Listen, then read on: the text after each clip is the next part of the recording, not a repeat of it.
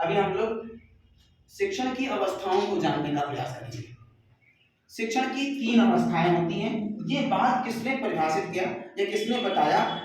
Jackson 1966 में इन्होंने बताया कि शिक्षण की 3 अवस्थाएं होती हैं। पहली अवस्था कौन सी होती है? पूर्व क्रिया अवस्था, जिसे हम क्या कहते हैं? Pre active stage.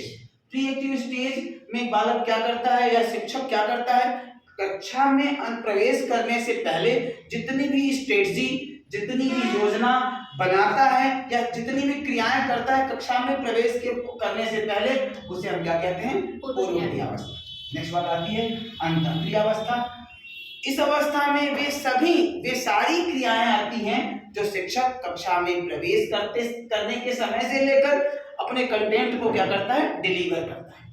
अर्थात हम कह सकते हैं यह जो अवस्था है वो कन्वर्सेशन वाली अवस्था है, अंतःक्रिया वाली अवस्था है कि बच्चे को हम कितने अच्छे तरीके से मैटर को डिलीवर कर रहे हैं। तीसरी अवस्था है पश्च क्रिया अवस्था या उत्तर क्रिया अवस्था। इस अवस्था में बालक या शिक्षक ये जानने का प्रयास करता है कि हमारा शिक्षण कितना प्रभावी हुआ, अर्थात वह मूल्यांकन करने का प्रयास करता है। नेक्स्ट बात आती है, अगर हम देखें बार बार एग्जाम में, चाहे वो एमबीएस, चाहे वो जवाहर नवोदय विद्यालय, चाहे वो सीटीईटी या यूपी टेट या सुपर टेट में अक्सर पूछता है, ब्लूम्स टैक्सोनॉमी के बारे में पूछ लेता है या कॉग्निटिव डोमेन के बारे में पूछ लेता है।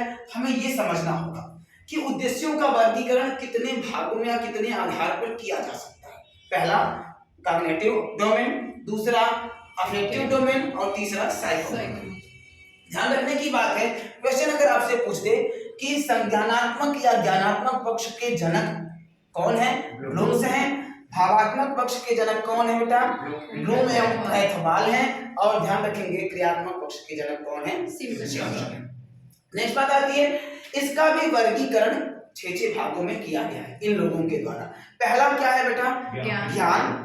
ज्ञान को हम कह सकते हैं नॉलेज, दूसरे को कह सकते हैं कॉम्प्रिहेंशन और तीसरे को कह सकते हैं एप्लीकेशन, चौथे को कह सकते हैं एनालिसिस और पांचवें को कह सकते हैं सिंथेसिस, छठे को कह सकते हैं मूल्यांकन।